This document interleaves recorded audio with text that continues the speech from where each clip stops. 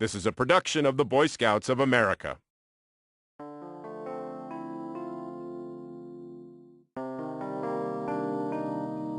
Welcome to Youth Protection Training. This program is designed for volunteer leaders and parents of boys in a Cub Scout or Boy Scout program. Now, child abuse is a significant social problem, harming not only the victims and their families, but also causing negative impacts on youth-serving organizations and our communities. This training program focuses on BSA-developed youth protection guidelines, the rules we follow to eliminate or reduce the opportunities for abuse to occur within a scouting program.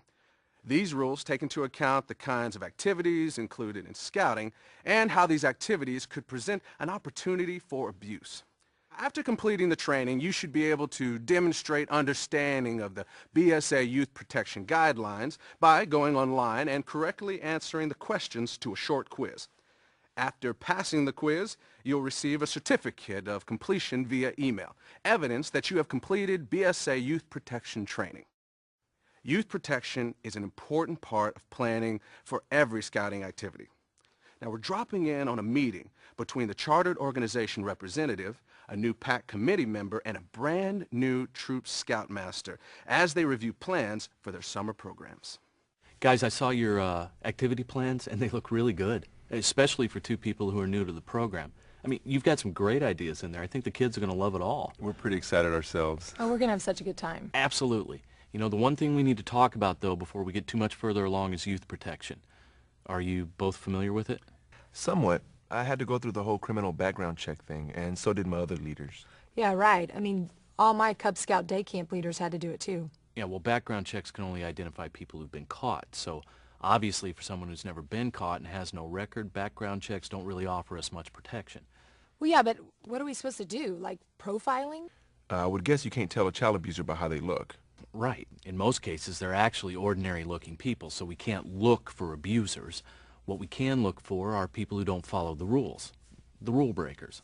What rules are we talking about here? The BSA has developed a set of youth protection guidelines that make it difficult for abusers to harm kids when those rules are followed while kids are involved in scouting activities. How can we get a copy of these rules? Well, all the guidelines are in the Guide to Safe Scouting, and you can actually get it at a couple of different places. Local scout shops carry it, or you can go online to scouting.org and just click on the Scouting Safety tab. So is that all we need to do? We get a guide to safe scouting and read over and follow the youth protection guidelines, and that's it? We're good to go? Pretty much. But you'll need to take the BSA's youth protection training. You know, it'd probably be good for me to run through the guidelines with both of you to make sure your programs follow the guidelines. Actually, that is a good idea because I might have some questions. You know that word guidelines? It means sometimes things are open to interpretation. Exactly. So a key idea is adequate supervision. No surprise there, right? Well, no, but I mean, what does that mean? That we're over 18 or that we've passed the criminal background check? Actually, adequate supervision means at least 2 adults, with at least one of them over 21, are there for all scouting trips and outings, and at least one of them has to be a registered member of the BSA. And in order to get a tour permit, one of them must be youth protection trained. So that means like my wife and brother couldn't take a troop to a gaming arcade or a Habitat for Humanity build site or whatever. Right. It's called 2 Deep Leadership, and it helps protect adults as well as kids on trips and outings. Wait, how so? Well, on the youth protection side, if one adult tries something inappropriate with a scout, then the other adult can step in, stop it, and be a witness. On the flip side, having 2 adults means you're better protected against false accusations of abuse, since again, you have an adult witness. But in this case, they would help refute a false charge. And that's why they call it the 2 Deep Leadership? Yeah, exactly. But remember, 2 Deep Leadership is a minimum standard. You know, depending on the activity and the number of members, you might need more adult leaders. You know, I love that. It is so reassuring. I just feel like in today's world that the BSA has such a strong commitment to our kids' safety. Absolutely. Listen, you're really well protected, and so are the kids, as long as you follow the 2 Deep Leadership guidelines. By avoiding any one-on-one contact between a leader and a scout, you really reduce the opportunities for abuse to occur. And that's another really important guideline. You know, there should be no one-on-one contact between an adult leader and a scout that's not in full view of other adults or youths. Well, that sounds like a good idea in theory, but I can think of a lot of cases where you might end up alone with the scout. Like what?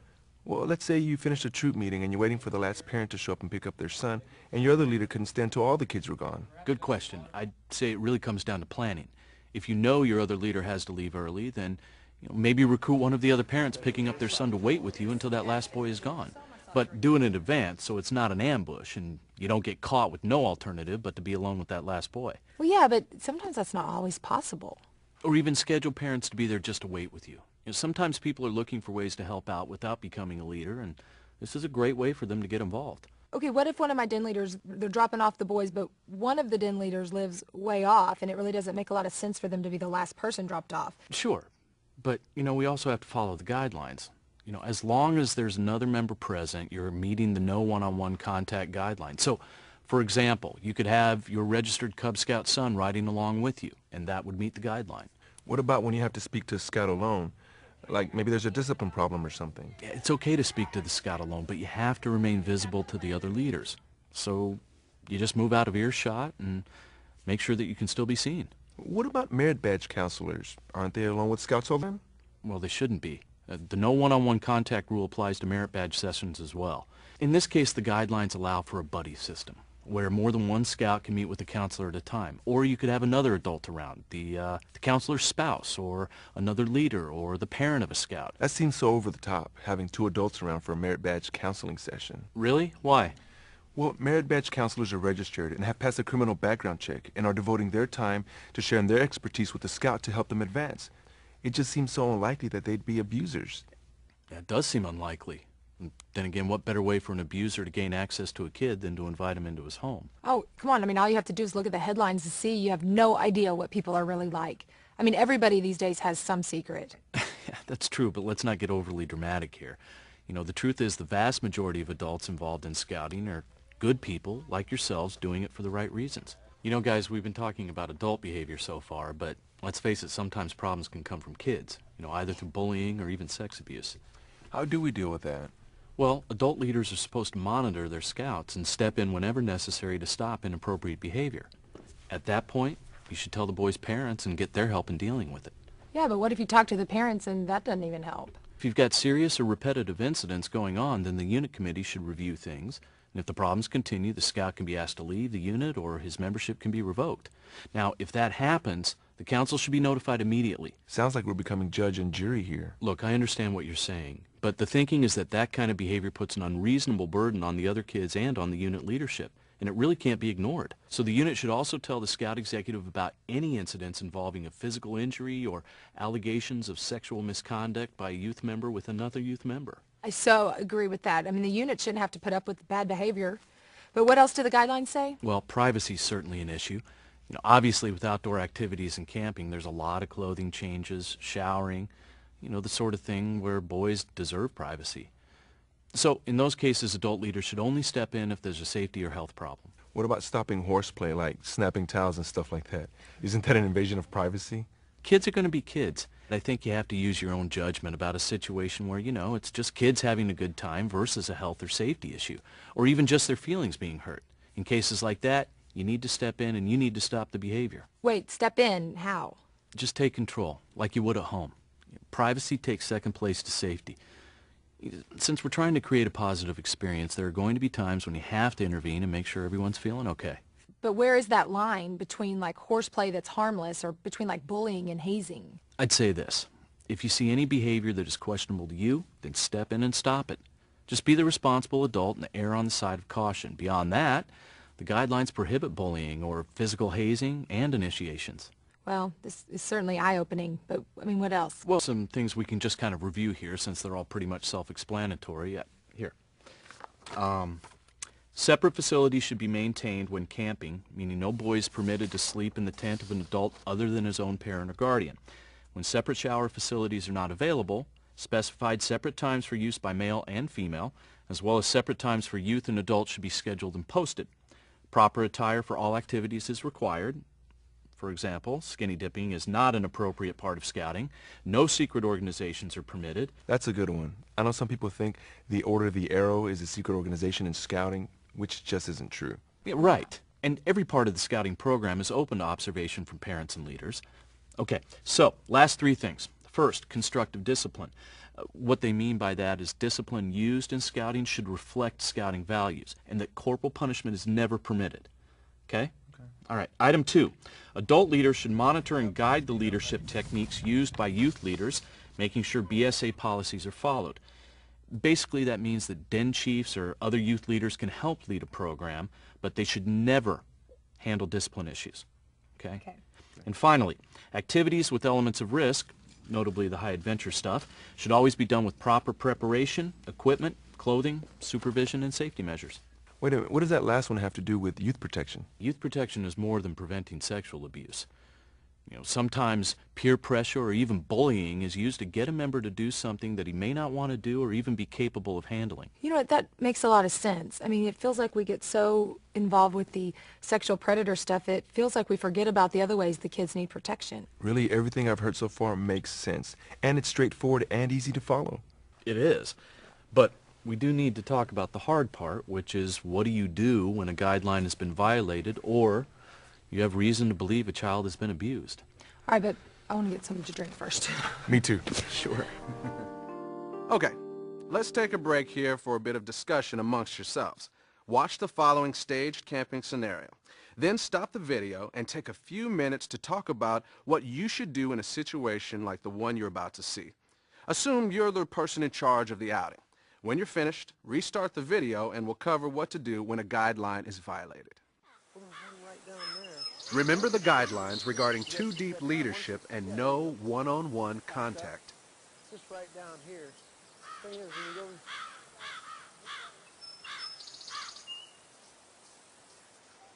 I saw a den of baby raccoons over there. You want to come check it out? Yeah, you go. Put up your knife. Now we see a second violation of the guidelines by the same person. Go right through this trail over here. What would you do in this situation? Stop the video and take just a few minutes to discuss what action to take. Then restart the program when you're finished. In a situation where someone violates a guideline or attempts to violate a second time after it's been explained, that individual should be asked to leave the trip or outing, and the incident reported to your scout executive. Now, let's rejoin our conversation and hear about guidelines related to peer-to-peer sexual abuse or bullying. All set? You bet. This is the fun part, right? I know. But look, we'd all like to be able to think that we can protect our kids all the time and everywhere. But occasionally abuse happens. And let me just say that each of you should feel a responsibility to enforce the guidelines, correct and document rule violations, plus report the violations to the person in charge as well as the scout executive. If I found out one of my scouts had been abused, oh, I would be so furious. Yeah, my first inclination would be to go after the guy big time. That's perfectly understandable. But obviously that's not an option.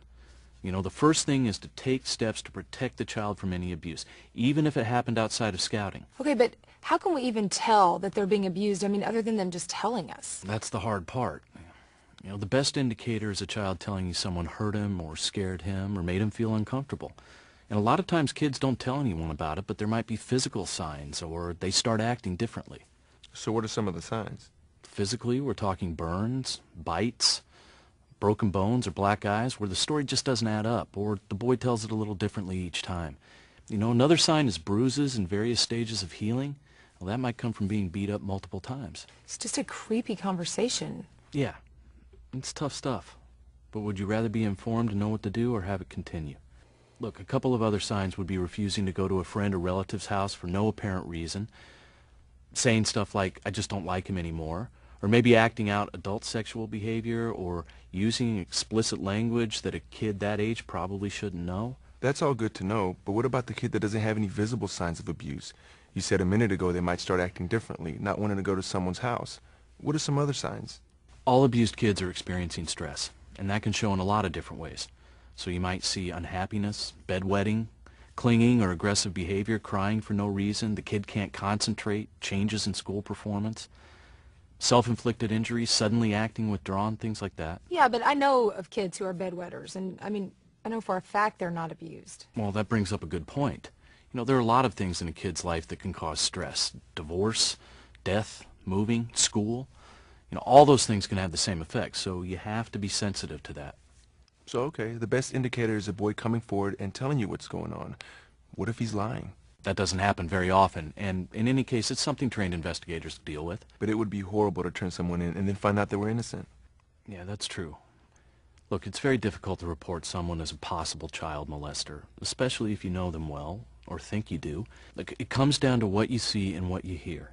If one violates the guidelines, or a boy comes forward or shows some of these indicators we've talked about, you should report it. How? If it's in the scouting program, you need to call the scout executive immediately, and he or she will alert the authorities. And there may be times when you can't reach the scout executive and you have to call yourself. If you're aware of something outside of scouting, you should still call Child Protective Services or the police. So what happens to the person you've turned in?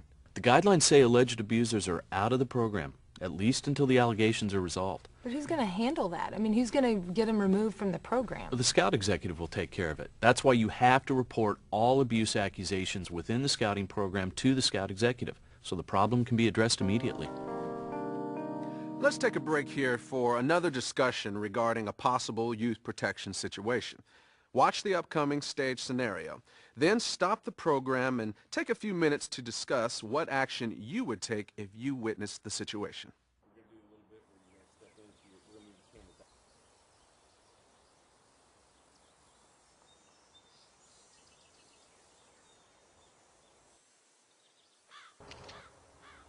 Remember the guidelines about privacy and consider how easy it is to put pictures on the internet. What would you do in this situation? Stop the video and take just a few minutes to discuss what action to take. Then restart the program when you're finished. Taking pictures of people in bathrooms or showering is clearly a violation of the privacy guideline. In this case, the recommended action would be to immediately confiscate the cell phone, delete any inappropriate photos, and discipline the scout. Swift action is necessary because of the ability to post digital images on the internet instantaneously. In addition, the action should be reported to the boy's parents and their help solicited in preventing future such behavior. Okay, let's return now to our discussion and pick back up with what to do about accusations. Well, what are we supposed to do if a boy comes to us with an accusation? I mean, how are we supposed to handle that? The most important thing is to listen without questioning him. I mean, he's only going to tell you as much as he wants, so you have to be kind of neutrally supportive. What in the world does that mean? Stare at him blankly? No. You could say things like, that should never happen to anyone, or I wouldn't want that to happen to me. But you don't want to make any excuses for the abuser, like, I'm sure he didn't mean to. Look, secrecy is a big weapon for the abuser, and they tell their victims that they won't be believed if they tell someone what happened to them. So if you act like you don't believe the kid, you're only helping the abuser's case. You say don't question the child. Okay, I get that, but are there other things that we should know about how to handle this? You cannot promise to keep the information secret. You have to report any allegations of sexual abuse to the authorities immediately. Now, that's according to many state laws and BSA Poly. If it's in the scouting program, you should report it to the scout executive immediately. Again, if he or she's not available, report it yourself to the proper authorities. I'm telling you, I would have a hard time not going right after the guy. I think we all feel that way. But it's important you don't get angry in front of the boy because he might interpret that as you being mad at him. It's already taking a lot of courage and trust for him to come forward.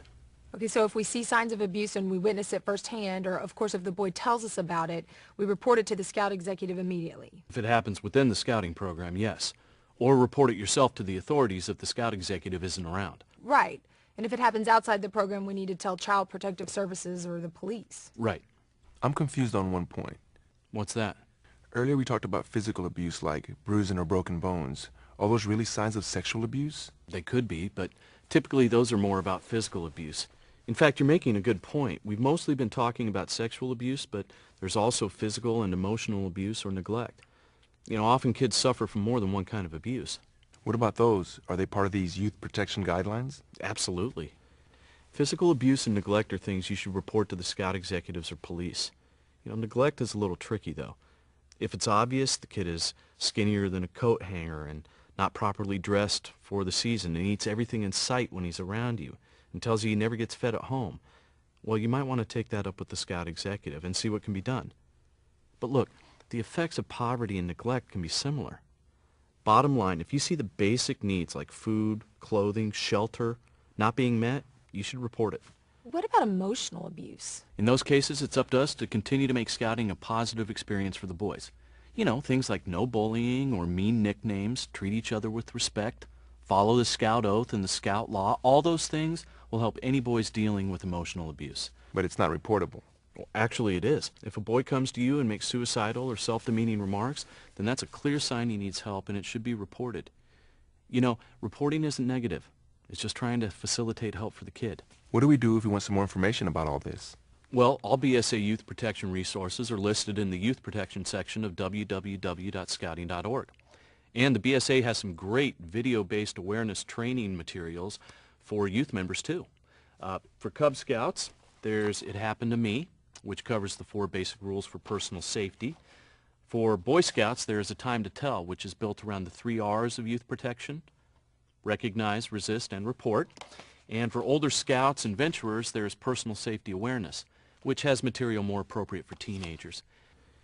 We think it's a good idea for every unit to watch these programs once a year with their parents present so they can discuss the subject with their boys.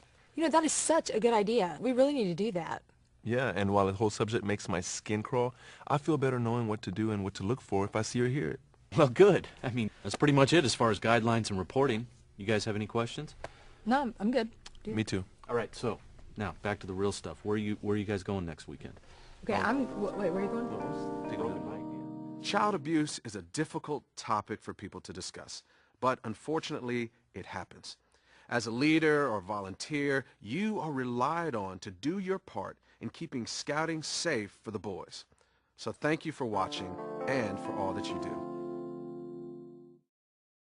To complete this module, browse online to scouting.org and select My Scouting.